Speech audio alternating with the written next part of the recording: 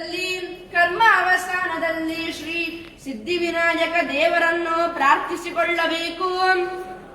ವಿಷ್ಣುಂ ಶಾರದ ಚಂದ್ರಕೂಟಿ ಸದೃಶಂ ಶಂಕಂ ರತಾಂಗಂಗದಾಂ ಅಂಬೋದಂ ನದತಂ ಸಿತಾಬ್ದನಿಲಯಂ ಕಾಂತ್ಯಾ ಜಗನ್ಮೋಹನಂ ಆಬದ್ಧಾಂಗದಹಾರ ಕುಂಡಲಧರಂ ಮೌಲೀಂ ಸ್ಫುರತ್ ಕಂಕಣಂ ಶ್ರೀವತ್ಸಾಂಕಮುದಾರ ಕೌಸ್ತುಭಧರಂ ಧ್ಯಾಯೇತ್ ಮುನೀಂದ್ರೈಸ್ತುತಂ. ಸಾಕ್ಷಾತ್ ಶ್ರೀ ಅನಂತ ಪದ್ಮನಾಭ ದೇವರು ಶರತ್ಕಾಲದಲ್ಲಿ ಉದಿಸಿ ಬರುವಂತಹ ಕೋಟಿ ಚಂದ್ರ ಪ್ರಕಾಶಮಾನವಾದ ದೇಹಕಾಂತಿ ಉಳ್ಳಂತಾದರೂ ಹಸ್ತಾಗ್ರಗಳಲ್ಲಿ ಶಂಖ ಚಕ್ರ ಗದಾ ಪದ್ಮ ಎಂಬಿ ಆಯುಧಗಳನ್ನು ಧರಿಸಿಹರು. ಶಿರಸ್ಸಿನಲ್ಲಿ ನವರತ್ನ ಖಚಿತವಾದ ಕಿರೀಟವನ್ನು ಧರಿಸಿಹರು. ಹಸ್ತವಲಯ, ಹಸ್ತಾಂಗುಲಿ, ಕಂಠಾಭರಣ, ತೋಳದಂಡೆ, ಭುಜಕೀರ್ತಿ, ಬೆರಳುಂಗುರ, ಕಾಲೊಂದಿಗೆ ಕೊರಳ ಪದಕ ಮುಂತಾದ ಆಭರಣಗಳಿಂದ ಶೋಭಿತರಾಗಿಹರು. ಶಿರಸ್ಸಿನಲ್ಲಿ ನವರತ್ನ ಖಚಿತವಾದ ಕಿರೀಟವನ್ನು ಧರಿಸಿಹರು. ಅನಂತವಾದ ವಿಶ್ವವನ್ನು ತನ್ನ ನಾಭಿಯಲ್ಲಿ ಇಟ್ಟುಕೊಂಡು ಅನಂತ ಪದ್ಮನಾಭ ಎಂಬ ನಾಮಧೇಯವುಳ್ಳವನಾಗಿ ಶಿಷ್ಟ ದುಷ್ಟರ ವಿಘ್ನಗಳನ್ನು ಹರ್ತೃಕರ್ತೃವಾಗಿ ಮಾಡಿ ಅಂತಹ ಸ್ವಾಮಿಗೆ ಸಂಸ್ನಾಪ್ಯಾತ ಮಹಾಭಿಷೇಕ ವಿಧಿನ ಶುದ್ಧ ಮುಭಿ ಪಂಚಭಿ ಎಂಬಂತೆ ಪ್ರಾತಃ ಕಾಲದಲ್ಲಿ ದೇವರ ನಿರ್ಮಾಲ್ಯವನ್ನು ವಿಸರ್ಜನೆ ಮಾಡಿಕೊಂಡು ತದನಂತರದಲ್ಲಿ ಶ್ರೀ ಸೂಕ್ತ, ಪುರುಷ ಸೂಕ್ತ, ವಿಷ್ಣು ಸೂಕ್ತ, ಪವಮಾನ ಪಂಚ ಸೂಕ್ತಗಳಿಂದ ಅಭಿಷೇಕವನ್ನು ಮಾಡಿಕೊಂಡು ಪಂಚಗವ್ಯ, ಪಂಚಾಮೃತ, ಕೋಮಲ ನಾಲಿಕೆರೋದಕ, ತುಹಿನೋದಕ, ಗಂಧೋದಕ, ತೀರ್ಥೋದಕ, ಶುದ್ಧೋದಕ, ಕಲಶೋದಕಾದಿಗಳನ್ನು ಆಗಮೋಕ್ತ ಪ್ರಕಾರ ತತ್ತತ್ ಮಂತ್ರಗಳಿಂದ ಪೂಜಿಸಿ ತತ್ತತ್ ಅಭಿಮಾನಿ ದೇವತೆಗಳಿಗೆ ನಿವೇದಿಸಬೇಕು. ಚೋಹ್ಯೈರ್ಲೇಖ್ಯ ಇಷ್ಟಪೇಖ್ಯೈ ಬಹುವಿರತಿರಸೈ ಭಕ್ಷ್ಯಯುಕ್ತೈರ ಕೂಪೈಃ ಎಂಬಂತೆ ಚೋಹ್ಯ, ಲೇಖ್ಯ, ಪೇಹ್ಯ, ಅಪೂಪ, ಅತಿರಸ, ಕಂದಮೂಲ, ಷಾಡ್ಗುಲ್ಯ, ದ್ವಿಪದಂಶ, ದಧಿ, ಮಧು, ಘೃತ, ಕ್ಷೀರ, ನಾಲಿಕೆ, ರಕಂಡ, ಕ್ರಮುಕ, ತಾಂಬೂಲಾದಿಗಳನ್ನು ದೇವರಿಗೆ ಸಮರ್ಪಿಸಬೇಕು. ಕಪಿತ್ತಸ್ಯ ಫಲಂ ಸಾರಂ ಯಥಾ ಕುಂಜರ ಭಕ್ಷಿತಂ ತಥಾ ಸರ್ವಂ ನಿವೇದ್ಯಾರ್ಥಂ ಅಶ್ನಾಮಿ ಪುರುಷೋತ್ತಮ. ನೈವೇದ್ಯಂ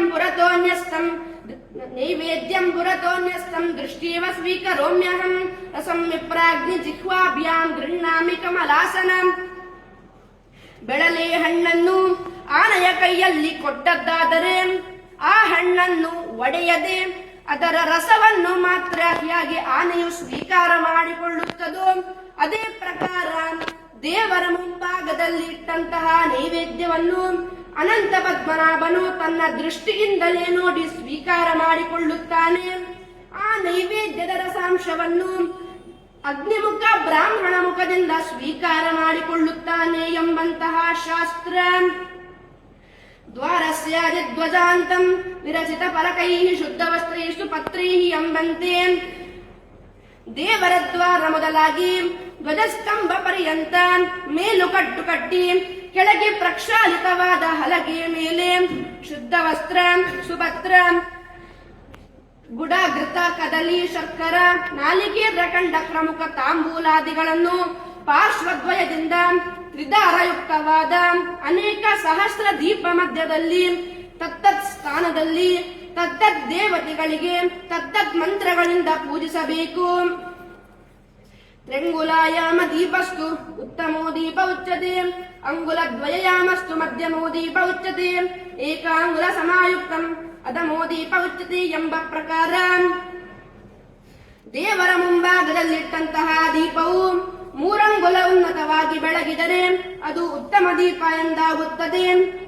ದೇವರ ಮುಂಭಾಗದಲ್ಲಿಟ್ಟಂತಹ ದೀಪವು 2 ಅಂಗುಲ ಉನ್ನತವಾಗಿ ಬೆಳಗಿದರೆ ಅದು ಮಧ್ಯಮ ದೀಪ ಎಂದಾಗುತ್ತದೆ.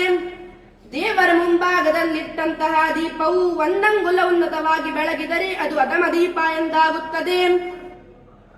ಗೋಘೃತೇನ ಸಮಾಯುಕ್ತಂ ಸಾತ್ವಿಕೋ ದೀಪ ಉಚ್ಯತೆ ಎಂಬ ಪ್ರಕಾರ ಶುದ್ಧ ದನದ ತುಪ್ಪದಿಂದ ಮಾಡಿದ ದೀಪಾರಾಧನೆಯು ಸಾತ್ವಿಕ ದೀಪ ಎಂದಾಗುತ್ತದೆ. ತಿಲತೈಲದಿಂದ ಮಾಡಿದ ದೀಪಾರಾಧನೆಯು ರಾಜಸ ದೀಪ ಎಂದಾಗುತ್ತದೆ. ತೆಂಗಿನೆಣ್ಣೆಯಿಂದ ಮಾಡಿದ ದೀಪಾರಾಧನೆಯು ತಾಮಸ ದೀಪ ಎಂದಾಗುತ್ತದೆ. ವೃಕ್ಷ ತೈಲಗಳಿಂದ ಮಾಡಿದ ದೀಪಾರಾಧನೆಯು ಪೈಶಾಚ ದೀಪ ಎಂದಾಗುತ್ತದೆ. ಈ ಪ್ರಕಾರ ಏಕದೀಪೋಪಮೃತ್ಯುಂ ಚ ನಾಶಯತ್ತಿ ಕಿಲಂ ಧ್ರುವಂ. ಈ ಪ್ರಕಾರ ದೇವರ ಮುಂಭಾಗದಲ್ಲಿ ಒಂದು ದೀಪವನ್ನು ಹಚ್ಚಿದ್ದಾದರೆ ಸಮಸ್ತ ಮೃತ್ಯುಪೀಡೆಯು ನಾಶವಾಗುವುದು. 10 ದೀಪವನ್ನು ದೇವರ ಮುಂಭಾಗದಲ್ಲಿಟ್ಟಿದ್ದಾದರೆ ಸಕಲ ರೋಗವು ನಾಶವಾಗುವುದು. 100 ದೀಪವನ್ನು ದೇವರ ಮುಂಭಾಗದಲ್ಲಿಟ್ಟಿದ್ದಾದರೆ ಸತ್ಸಂತಾನವು ಪ್ರಾಪ್ತವಾಗುವುದು. 1000 ದೀಪ ಇಟ್ಟರೆ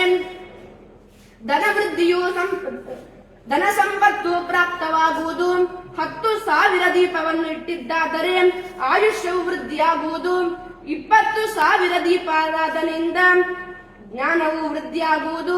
50,000 ದೀಪಾರಾಧನೆಯಿಂದ ಪ್ರಭುವಾದನು. 1,00,000 ದೀಪೋತ್ಸವವನ್ನು ಮಾಡಿಸಿದ್ದೇ ಆದರೆ 1,00,000 ಜನ ಅಧಿಪತ್ಯವನ್ನೈದುವನು. 1,00,000 ದೀಪ ಆರಾಧನೆಯನ್ನು ಮಾಡಿಸಿದ್ದೇ ಆದರೆ ಸಕಲ ದೇವತೆಗಳು ಸಂತುಷ್ಟರಾಗುತ್ತಾರೆ ಎಂಬಂತಹ ಶಾಸ್ತ್ರ ವಿಹಿತವಾಗಿ ಇಂದಿನ ದಿವಸ ಆಗಮಶಾಸ್ತ್ರಕ್ಕನುಗುಣವಾಗಿ ನಡೆಸಿದಂತಹ ರಂಗಪೂಜೆ ದೀಪಾರಾಧನೆಯಿಂದ ಸ್ವಾಮಿಯು ಸುಪ್ರೀತನಾದಂತವನಾಗಿ ನಡೆಸಿದಂತಹ ಯಜಮಾನ ವರ್ಗಕ್ಕೂ ನೋಡಿದಂತಹ ಸಮಸ್ತ ಸದ್ಭಕ್ತರಿಗೂ ಕೂಡ ಆಯುಷ್ಯ, ಆರೋಗ್ಯ, ಸುಖ, ಸಂಪದ ಅಭಿವೃದ್ಧಿಯನ್ನು ಒದಗಿಸಿಕೊಡಬೇಕೆಂತ ಧ್ಯಾನಾವಸಾನದಲ್ಲಿ ಪುಷ್ಪಾಕ್ಷತಾರ್ಪಿಸಿ ನಮಸ್ಕರಿಸಬೇಕು. ಕೃಷ್ಣಾಯ ಯಾದವೇಂದ್ರಾಯ ಹರಯೇ